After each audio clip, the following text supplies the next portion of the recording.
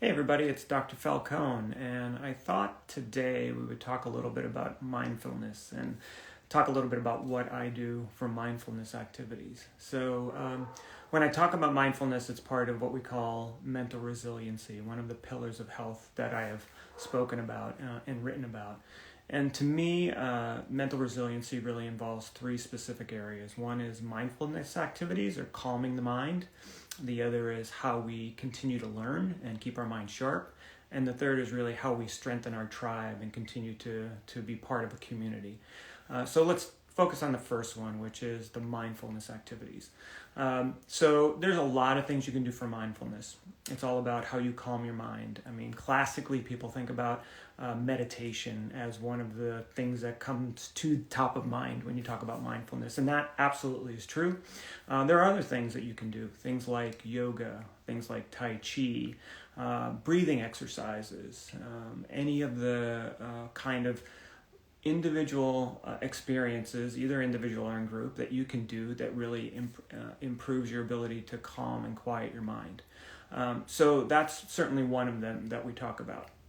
The other things you can do as far as part of the mindfulness experiences, do activities with people. I talked about walking in nature, and that is actually a mindfulness exercise when you think about it. So what I wanted to talk about is, what do I specifically do as part of my mindfulness practice?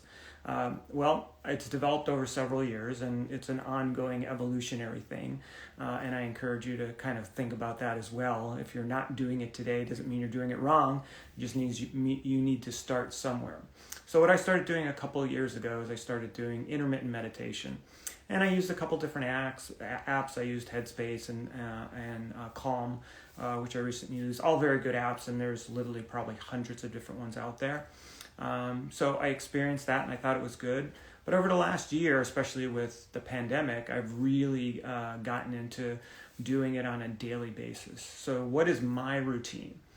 So my routine is I get up early, usually about 15 or 20 minutes before anyone else, typically around 6:30 in the morning. And I'll come into this quiet space. And to give you some perspective, right now there's 8 people living in my house, so it's not just like me and my wife together, and so that's one of the few times when the house is actually quiet if the dogs aren't barking. So what I do is I try and get up a little bit early, 15 minutes early. It's not like I spent hours doing this, and basically what I do is I do a reading, and I'm Catholic, and my spiritual life is an important part of what I do. So I read kind of the daily readings through a little book here, and that takes about 3 minutes. And then what I do is I kind of meditate. I meditate for 10 minutes. If I'm lucky, I meditate for 15 minutes. And that's where I kind of focus on the day and doing what I can do to kind of calm my mind. And as I find the times that it's the most stressful, or that I am the most stressed, are the times that I need to even take 5 minutes, 2 minutes, and do some meditation or some quiet breathing. And I find that to be very helpful. And then after that, what I do is I do a gratitude. I have a gratitude journal. This is one company. It's called the 5-minute journal. Literally takes 5 minutes a day. What I do is in the morning, you write down 3 things that you're grateful for, kind of 3 intentions that you want to try and accomplish for the day, and one thing that kind of is going to be your phrase for the day, or at least something that you think about at that particular point in time. And then at the end of the day, when I'm going to bed, if I'm really on my game, I'll reflect on that day, and I'll do those three things that I'm grateful for. So it's a way to begin and end the day, and it literally takes 5 minutes. Do I do it every single day? No, but I'll hit it 4 or 5 times a week, and I think it just puts me in the proper mindset for that. So those are different things that you can do. You can also journal, a very, very well known way of just kind of pouring your thoughts on paper and getting to the point where kind of you're emptying your mind of whatever's in there. There's no way to do it right or wrong. You just kind of pour out your thoughts, what you're thinking about. Sometimes that helps clarify things. Sometimes it just allows you to do a brain dump and kind of put your things on the piece of paper.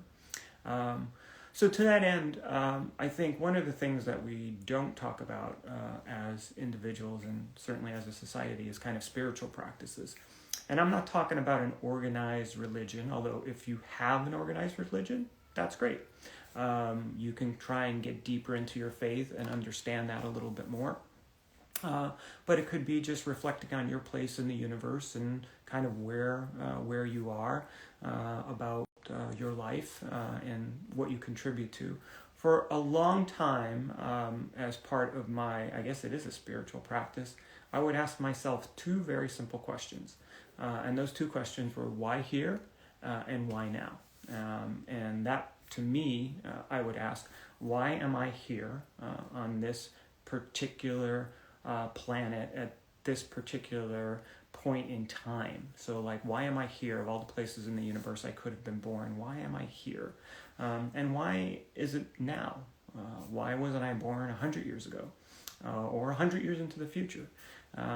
Because I think every person has gifts, they have talents that I believe God gave them, and I think that part of our job is how to take those unique talents that each one of us has and really contribute to those around us. It may just be influencing one person, it may be influencing the whole world, and a lot of times we don't understand the impact of those individual connections that we make. So that's kind of my mindfulness practice and how I use a little bit of meditation, a little bit of gratitude journals, and just kind of simple reflections on why I'm here.